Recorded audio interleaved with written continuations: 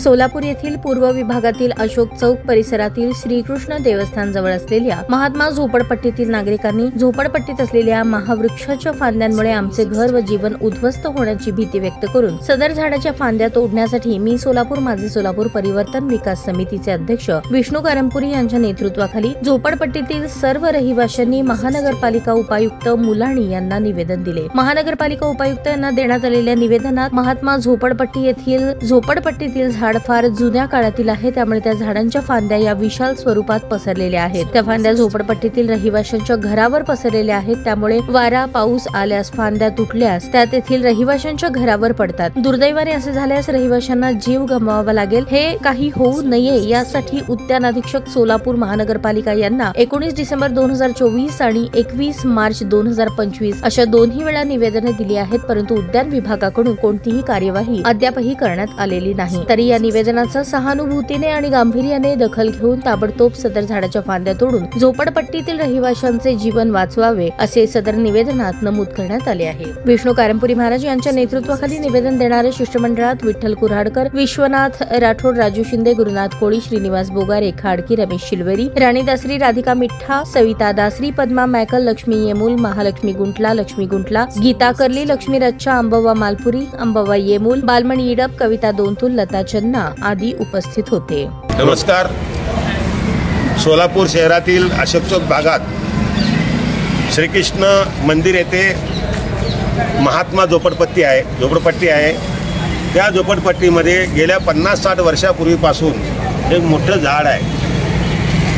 त्या झाडामुळं ते झाडाचे फांदे इतके वाढलेले आहेत की त्या भागातील राहणाऱ्या आमच्या गरीब महिला कुटुंबियांच्या पत्र्याच्या घरावर, पडलेल्या घरावर, तुटक्या घरावर ह्या फांदी गेलेल्या आहेत। एखादा वारा पाऊस आला तर एक फांदी तुटलं तर घर सगळं उद्ध्वस्त होणार।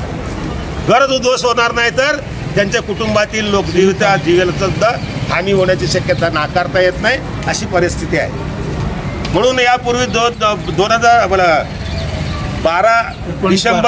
12 डिसेंबर 2024 रोजी या ठिकाणी आम्ही यांच्या सर्व सह्याने निवेदन दिलेलं आहे। कुठल्याही कारवाई झालेली दिसत नाही।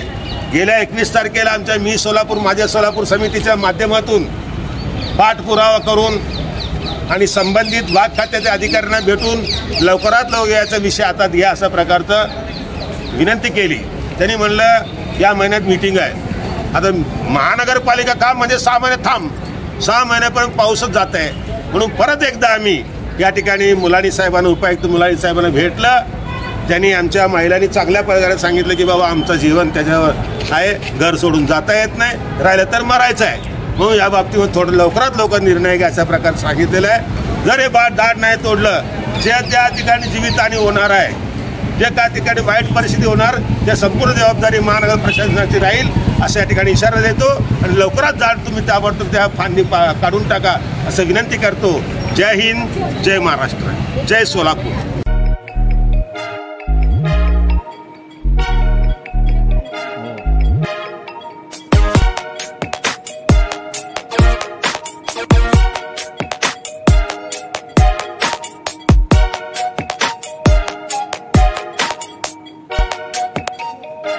सोलापूर शहरातील सुप्रसिद्ध हॉस्पिटल म्हणजे सेंट्रल मल्टी स्पेशालिटी हॉस्पिटल मागील अनेक वर्षापासून सेवा बजावत आहे। 24 तास इमर्जन्सी सर्व्हिस, मॉडर्न टेक्नॉलॉजी, अनुभवी डॉक्टर्स तसेच अत्याधुनिक तंत्रज्ञान सुविधांनी सुसज्ज स्त्रीरोग प्रसूती विभाग, ऑर्थोपेडिक विभाग, मेडिकल विभाग आणि इतर एकमेव नाव म्हणजे सेंट्रल मल्टी स्पेशालिटी हॉस्पिटल। पत्ता गणेशपेठ शॉपिंग सेंटर, मंगळवार बाजार, सोलापूर। ताज्या बातम्या पाहण्यासाठी प्राईम महाराष्ट्र न्यूज चॅनलला सबस्क्राईब करा।